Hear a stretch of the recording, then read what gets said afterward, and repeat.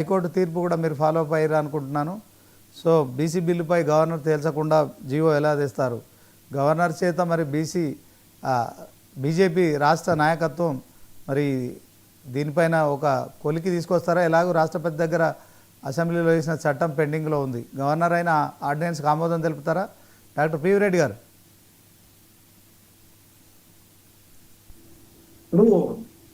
కాంగ్రెస్ ప్రభుత్వం తీసుకొచ్చిన ఏ బిల్ అయినా కూడా ఏదైనా కూడా ఇట్లాగే అయిపోతుంది రోజు రోజుకి. ఎందుకంటే వాళ్ళకి కనీసం దాని మీద అవగాహన ఉందా, ఎక్సర్సైజ్ చేస్తున్నారా, లేకపోతే పబ్లిక్ లో ఒక యాక్సెప్టెన్స్ ఉంటుందని అనుకుంటున్నారా, ఏమనుకుంటున్నారో తెలియదు. కానీ మొత్తానికి ఇదంతా కూడా కాంగ్రెస్ పార్టీకి తెలుసు, కాంగ్రెస్ ప్రభుత్వానికి తెలుసు. అంతకుముందు వాళ్ళు మహారాష్ట్ర ప్రభుత్వం ఏదైతే జీవో తీసుకొచ్చిందో దాన్ని కొట్టేశారు. తమిళనాడులో ఇప్పుడు ఏదైతే ఆ 69% ఏదైతే ఉందో 9th షెడ్యూల్లో చేర్చారో అది పెండింగ్ లో ఉంది. అది సుప్రీంకోర్టు పెండింగ్ లో ఉంది ఇప్పటికి కూడా. ఇంకా అది క్లారిటీ లేదు దాని మీద. పక్కాగా రిజర్వేషన్ ఇవ్వచ్చు అని చెప్పి ఎక్కడ చెప్పలేదు. కర్ణాటకలో వీళ్ళు తీసుకొచ్చిన సర్వే కూడా 2015 తీసుకొచ్చి సర్వే కూడా అట్లాగే అయిపోయింది. ఆ రిపోర్ట్ కూడా అట్లాగే పెట్టారు. అయినా కూడా మళ్ళీ ముందుకెళ్ళి కాంగ్రెస్ ప్రభుత్వం చేతులు కాల్చుకుంటా ఉంది. హైకోర్టులో కానీ ఏ కోర్టుకి వెళ్ళినా కూడా ఏముంటుంది, నేను హైకోర్టు ఒకటి డివిజన్ బెంచ్ ఒకటే అడిగారు. గవర్నర్ దగ్గర బిల్స్ ఉన్నా కూడా రాష్ట్రపతికి బిల్స్ పంపించినా కూడా ఎందుకు మీరు అది యాక్సెప్ట్ చేయకముందే మీరు ఎందుకు జీవో ఇష్యూ చేస్తా ఉన్నారు? జీవో ఇష్యూ చేయాల్సిన అవసరమే ఉంది, ఇంత తొందరగా వెళ్ళాల్సిన అవసరమే ఉంటుంది, ఎందుకు వెళ్తున్నారని చెప్పి అడుగుతా ఉంది. 1 week 10 days 15 days 1 month wait చేయొచ్చు కదా అని ఆలోచన. మీరు దాంట్లో మీరు జీవో ఇప్పుడు ఒకవేళ నిజంగానే లోకల్ బాడీ ఎలక్షన్స్కి వెళ్ళి మీరు రిజర్వేషన్ అమలు చేస్తా అంటే అది పబ్లిక్ కదా, ఓటేసేది పబ్లిక్. ఎవరికి వేయాలో వాళ్ళు డిసైడ్ చేసుకుంటారు. కానీ మీకెందుకు ప్రాబ్లం? అది ఎంప్లాయ్మెంట్ తర్వాత దీంట్లో ఎడ్యుకేషన్లో ఉంటే అది బెటర్ ఉన్నట్టుగా ఆర్గ్యుమెంట్స్ చూసాను నేను, ఆర్గ్యుమెంట్స్. సో డెఫినెట్గా ఇదంతా కూడా పోస్ట్పోన్ చేశారు వాళ్ళు. నెక్స్ట్ మంత్ 8th పోస్ట్పోన్ చేశారు. సో ఏం జరుగుతుంది అనేది ఆ తర్వాత తేలాల్సిన. ఎందుకంటే ఒకటి ఇంతకుముందు union bank of India Krishnamurthy కేసులో కానీ, తర్వాత మహారాష్ట్ర ప్రభుత్వం కిషన్ రావు కేసులో కానీ ఇదే ఆర్గ్యుమెంట్ జరిగినాయి. ఇదే మహారాష్ట్ర ప్రభుత్వంలో తీసుకొచ్చిన ఏదైతే చట్టం ఉందో, బిల్లు ఉందో దాన్ని కొట్టేసారు ఆ టైంలో. అలాంటిది మళ్ళీ ఇదే జరిగే అవకాశాలు ఉంటాయి. ఇప్పుడు కూడా చూస్తే ఈవెన్ ఇప్పుడు లోకల్ బాడీ ఎలక్షన్స్ కు జీవో రిలీజ్ చేసి ముందుకెళ్ళినా కూడా రేపొద్దున హైకోర్టులో డెఫినెట్ గా మరి అది ఆర్గ్యుమెంట్స్కి వచ్చే అవకాశాలు ఉంటాయి. అది కంటిన్యూ అవుతుందని కూడా చెప్తా ఉన్నారు. సో దాన్ని రేపొద్దున వీళ్ళు ఛాలెంజ్ చేసి ఈ 50% ఏదైతే క్యాప్ ఉందో సుప్రీంకోర్టులో రాజ్యాంగంలో వేయరాదని దాని మీద కంటిన్యూస్ గా అన్ని రకాలుగా ఎక్కడైనా ఒక తమిళనాడు తప్పితే తమిళనాడులో కూడా బై ఫోర్స్ 9th షెడ్యూల్ పెట్టించి దాన్ని ముందుకెళ్ళిన పరిస్థితి. కానీ ఆ టైంలో అంతకంటే ఎక్కువ ఏం లేదు చెప్పాలంటే. ఎక్కడ కూడా జరగదు. ఒకవేళ జరగాలంటే పార్లమెంట్ లో జరగాలి, పార్లమెంట్ లో చట్టం తీసుకురావాలి, రాజ్యాంగంలో అమలు సవరణ తీసుకురావాలి. అప్పుడే కానీ ఇలాంటివన్నీ కూడా ముందుకు వెళ్ళే అవకాశాలు ఉంటాయి. వెంకటరెడ్డి గారు, భారతీయ జనతా పార్టీ తరఫున భారతీయ జనతా పార్టీ ఎట్టి పరిస్థితుల్లో 42% కాదు వాళ్ళు ఇచ్చేది, మేము 45% కూడా ఇద్దామని ముందుకెళ్తున్నారు.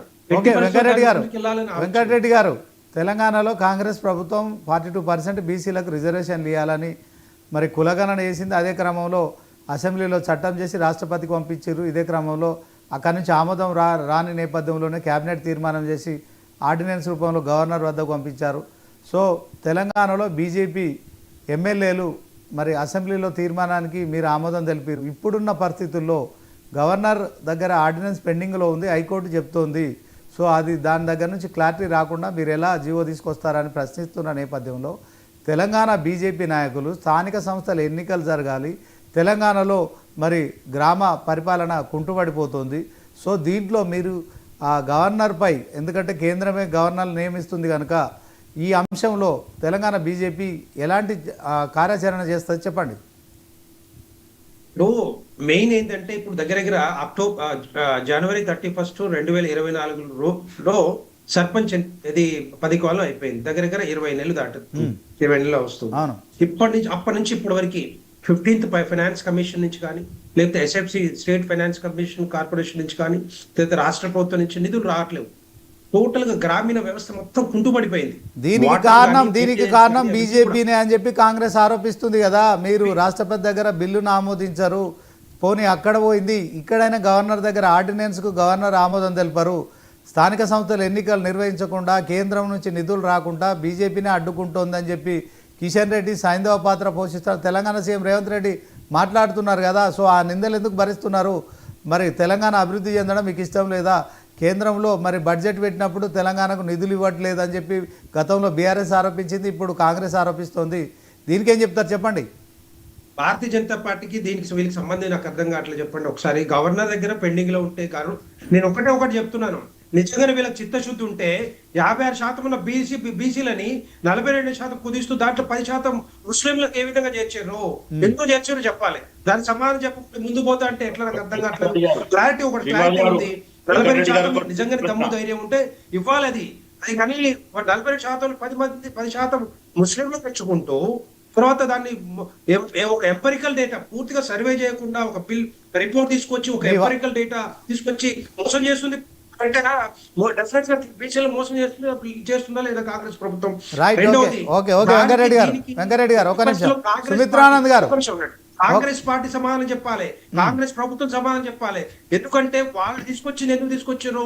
కామారెడ్డి డిక్లరేషన్ ఎందుకు తీసుకొచ్చారు? బీసీలని మోసం చేయడానికి. వీళ్ళకి చేత కాదు, వీళ్ళకి తెలిసి అన్ని తెలిసి కూడా 42% ఇవ్వకూడదు, ఇవ్వలేరు అని చెప్పి తెలిసి కూడా, ఎందుకంటే ఎక్కడైనా ఇస్తున్నారా? ఈ భారతదేశంలో ఏ రాష్ట్రంలో ఇస్తున్నారా? మరి తమిళనాడులో తప్పితే తమిళనాడులో కేసు ఉంది ఇప్పుడు కూడా. సో అలాంటిది ఈవెన్ రాజశేఖర రెడ్డి గారు తీసుకొచ్చిన ఈ ఉందో ఏదైతే ఉందో అది కూడా ఇప్పుడు కేసులో ఉంది, అది కూడా కోర్టులో. Right, okay. వెంకటరెడ్డి గారు ఒక నిమిషం. వెంకటరెడ్డి గారు, సుమిత్రానంద్ గారు చెప్పాలి. సుమిత్రానంద్ గారు నమస్తే అండి. నమస్తే మేడం. ప్యానెల్ లో ఉన్న వాళ్ళకి 99 ప్రేక్షకులకి నమస్తే అండి. జై తెలంగాణ.